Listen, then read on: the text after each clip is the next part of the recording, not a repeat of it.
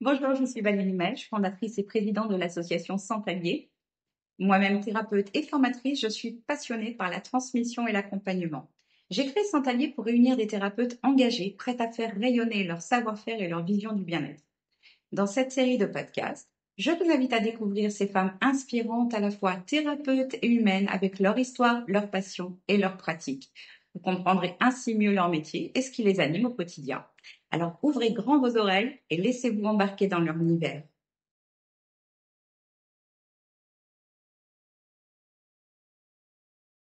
Bonjour Aline. Bonjour Valérie. Tu vas bien? Oui, ça va très bien, merci.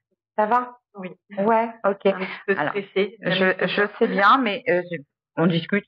Voilà, il n'y a personne qui nous regarde, c'est entre nous, et puis nous, on n'est pas attachés, c'est genre les followers, les machins. Non, nous, ce qu'on veut, c'est juste le plaisir du moment. Le plaisir du moment, et puis apprendre un petit peu à mieux te connaître. Alors moi, j'ai la chance de te connaître voilà, en dehors de l'association que tu as rejoint il y a peu, et on en est ravis.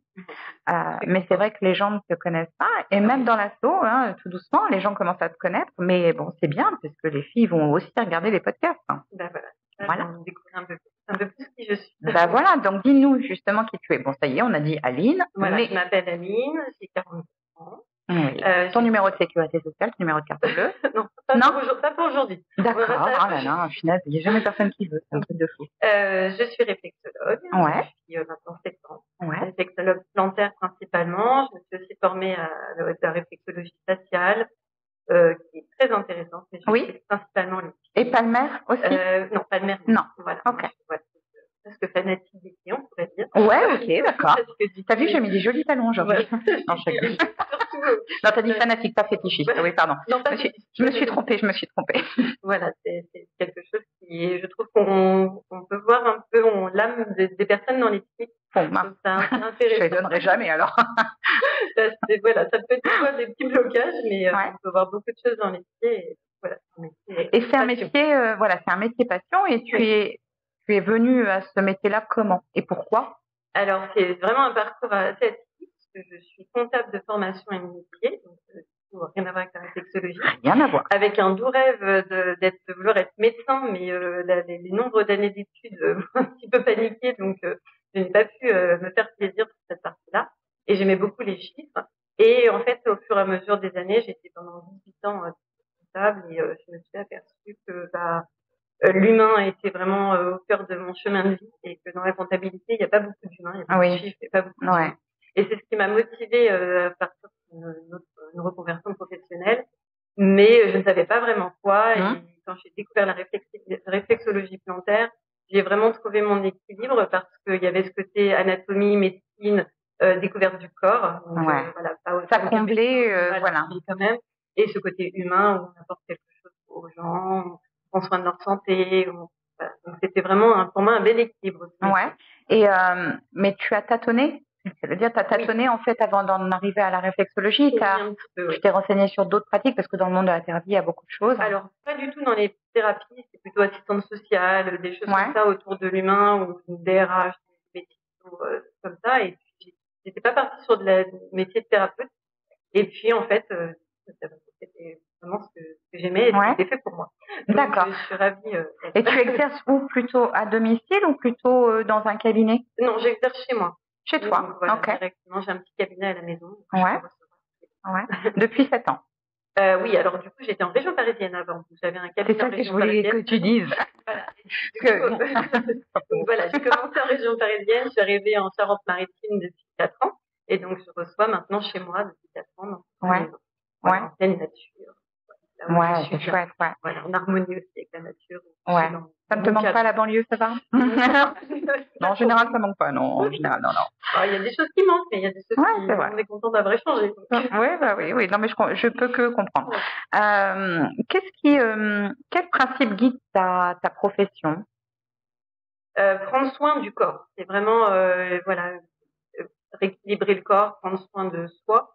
La réflexologie, à la base, c'est une médecine préventive, une thérapie préventive. Malheureusement, beaucoup de personnes viennent me voir quand ils ont déjà beaucoup de maux, de petits soucis et de symptômes, mais c'est censé être de la prévention, et c'est vraiment travailler sur ce qu'on appelle l'homéostasie, donc c'est-à-dire l'équilibre du corps naturel, on est très très bien équipé et construit au départ, et on est capable de s'auto-réguler seul, et donc pour éviter les maladies. Et la réflexologie, c'est vraiment une aide énergétique pour aller équilibrer le corps par bloquer sur les. En fait, c'est par rapport aux pieds, en sous-pied, on a.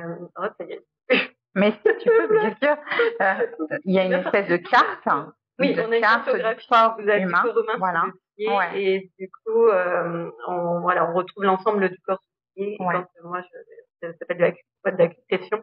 Quand je vais stimuler avec mes doigts ces différentes zones, ça envoie par des terminaisons nerveuses des signaux de l'ensemble aux organes. Voilà, par le système nerveux et énergétique, ça l'envoie aussi au niveau du cerveau, et ça va aller travailler les. Et qu'est-ce que tu as le plus comme type de consultation d'ailleurs? C'est quoi? Des gens qui viennent parce qu'ils ont mal au dos, parce qu'ils digèrent pas bien? Oui, souvent c'est la circulation sanguine et la digestion. D'accord. C'est très souvent ce genre de soucis qui reviennent en priorité. Après, il peut y avoir d'autres choses. Si on a beaucoup de stress, des angoisses, voilà, parce qu'au-delà de travailler sur le corps par le pied, on travaille aussi la parole. Donc, oui, bien sûr. Ça fait partie de ce que tu nommes, voilà, ce que tu citais, l'homéostasie. On est un tout. On est dans de l'holistique, on est un tout est mouvement, tout est donc l'esprit aussi. Voilà, tout à fait. On englobe ça. Quelle est ta grande différence? Si tu devais nommer une différence de toi par rapport aux autres thérapeutes, tu dirais que c'est quoi? Je pense que c'est ma bienveillance et mon écoute bienveillante surtout. Voilà, je prends vraiment le temps d'écouter mes clients, d'être là pour eux, et pas seulement faire juste mon métier de réflexologue. On a toujours un temps d'échange avant et après, et voilà, ils se confient. Et ce que je disais tout à l'heure, on n'est pas que sur le corps, on est aussi sur cette partie émotionnelle qui se libère.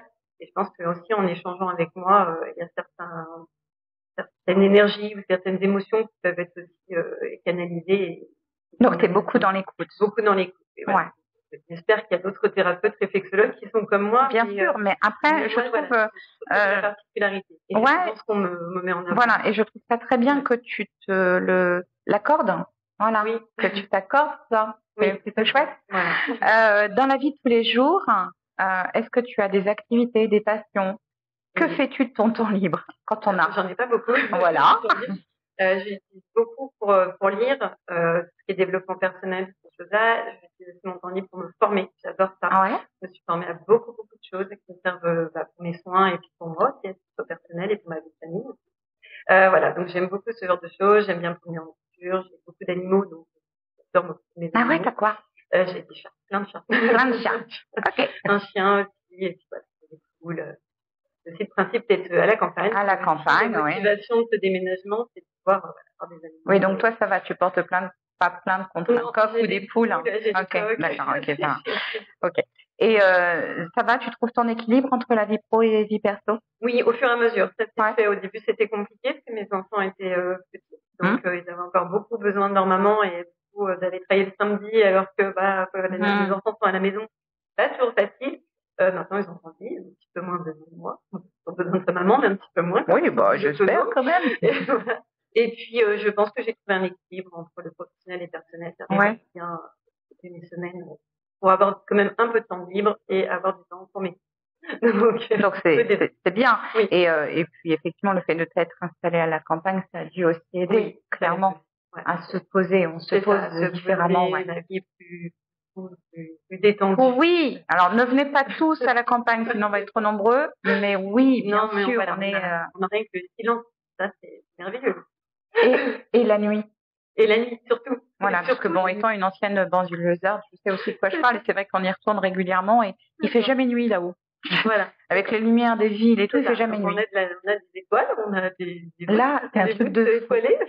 On a découvert des choses. Merveilleux. On a du silence, nuit et jour. Alors que là-haut, on a des réverbères, des klaxons. C'est autre chose. C'est une autre vie. C'est une autre vie avec aussi des côtés sympas, bien sûr. J'aime bien retourner. Quel conseil tu donnerais à la petite fille intérieure, la petite fille qui est encore en toi? De ne jamais oublier ses rêves, mais de se rappeler que sa seule limite, c'était le même, en fait. C'est ce que je me rappelle, je me dis très souvent, c'est qu'en fait, mes seules limites sont les miennes. Oh, j'aime beaucoup. C'est très, très inspirant. Ça, j'aime beaucoup. Merci. Je garde. Je pense que c'est valable pour tous, en fait. Oui, tu as complètement raison. Seulement peut-être consommer nous, c'est ça. On est bien d'accord. Toujours plus loin, toujours plus haut. Oui, dis pas ça à moi. J'ai un problème d'hyperactivité. Alors... Mais pourtant. Mais oui, tu as raison. On n'avait pas beaucoup de limites, moi d'ailleurs. Mais merci beaucoup, Aline, pour cette présentation. Alors, je vais te faire une petite question secrète. Alors, toi, tu as chaussé tes lunettes parce qu'on a quelques-unes qui sont arrivées bigleuses, hein, sans lunettes, qu'il a fallu faire la lecture. Je ne nommerai personne. Allez, ça va être quoi? Dis-nous tout. Alors, si tu pouvais dîner avec n'importe quelle personnalité vivante ou décédée, qui choisirais-tu et pourquoi? On en a parlé un petit peu en off. Ça serait Bruce Willis. J'aime beaucoup cet homme. Mais je m'invite, hein. Voilà, on est d'accord. Je trouve qu'il est vraiment charmant. Il est très très beau. Il a beaucoup de charisme. Oui, enfin maintenant. Et puis bon, il a sauvé le monde. Avec Armageddon. Voilà, plusieurs fois dans sa vie.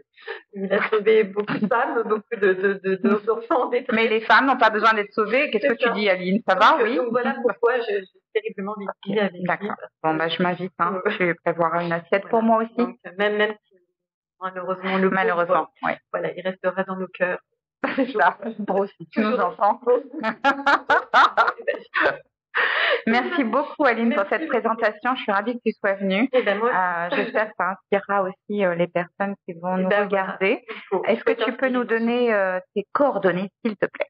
Donc, j'habite à Saint-Pierre-de-Juillet, dans le 17, et c'est le 06 26 46 54 26.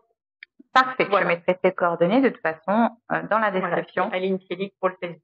Voilà, mais ça sera noté ça aussi. C'est parfait. Voilà, ils vont te trouver, t'inquiète pas, ils vont te trouver. Très bien. Merci beaucoup, Aline. Merci. Je te dis à très bientôt. À bientôt. Et on se revoit prochainement pour un autre podcast. Belle journée. Merci.